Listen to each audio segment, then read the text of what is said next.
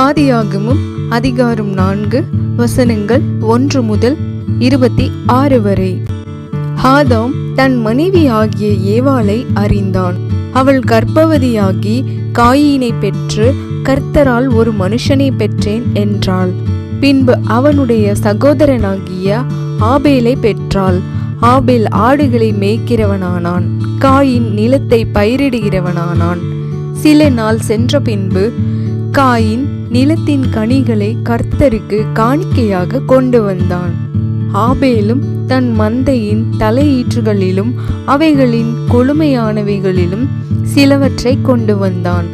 ஆபேலையும் அவன் காணிக்கையும் கர்த்தர் அங்கீகரித்தார். காயினையும் அவன் காணிக்கைகளையும் அவர் அங்கீகரிக்கவில்லை. அப்பொழுது காயினுக்கு மிகவும் எரிச்சல் உண்டாகி அவன் முகநாடி வேறுபட்டது. அப்பொழுது கர்த்தர் காயினை நோக்கி, உனக்கு ஏன் எரிச்சல் உண்டாயிற்று? உன் முகநாடி ஏன் வேறுபட்டது? நீ நன்மை செய்தால் மேன்மை இல்லையோ? நீ நன்மை செய்யாதிருந்தால் பாவம் வாசற்படியில் படுத்திருக்கும். அவன் ஆசை உன்னை பற்றி இருக்கும். நீ அவனை ஆண்டு கொள்ளுவாய் என்றார். காயின் தன் சகோதரனாகிய ஆபேலோடே பேசினான். அவர்கள் வயல்வெளியில் இருக்கும் சமயத்தில் காயின் தன் சகோதரனாகிய ஆபேலுக்கு விரோதமாய் எழும்பி அவனை கொலை செய்தான். கர்த்தர் காயினை நோக்கி, உன் சகோதரனாகிய ஆபேல் எங்கே என்றார். அதற்கு அவன், நான் அறியேன், என் சகோதரனுக்கு நான் காவலாளியோ என்றான். அதற்கு அவர், என்ன செய்தாய்? உன் சகோதரனுடைய இரத்தத்தின் சத்தம் பூமியிலிருந்து என்னை நோக்கி கூப்பிடுகிறது. இப்பொழுது உன் சகோதரனுடைய இரத்தத்தை உன் கையிலே வாங்கிக் கொள்ள தன் வாயை திறந்த இந்த பூமியில் நீ சபிக்கப்பட்டிருப்பாய். நீ நிலத்தை பயிரிடும்போது அது தன் பலனை இனி உனக்கு கொடாது. நீ பூமியில் நிலையற்று அலைகிறவனாய் இருப்பாய் என்றார். அப்பொழுது காயின் கர்த்தரை நோக்கி, எனக்கு இட்ட தண்டனை என்னால் சகிக்க முடியாது.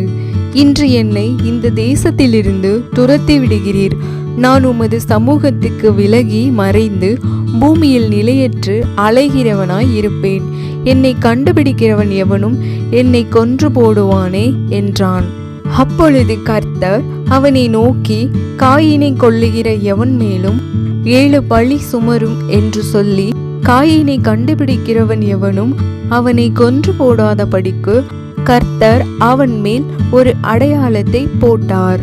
அப்படியே காயின் கர்த்தருடைய சந்நிதியை விட்டு புறப்பட்டு ஏதேனுக்கு கிழக்கான நோத் என்னும் தேசத்தில் குடியிருந்தான்.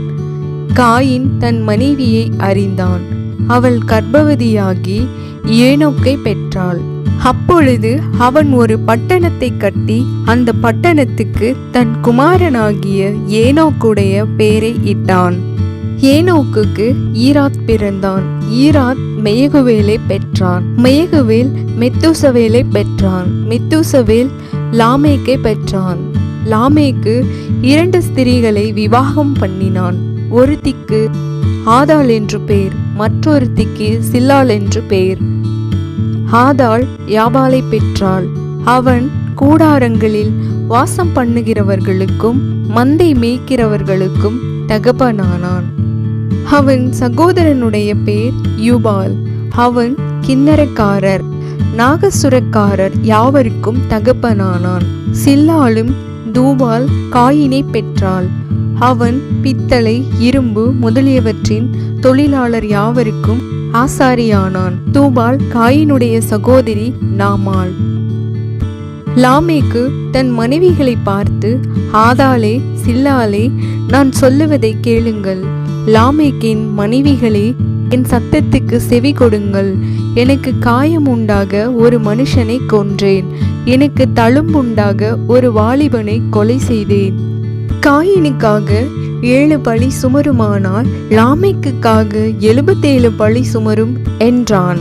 பின்னும் ஆதாம் தன் மனைவியை அறிந்தான்.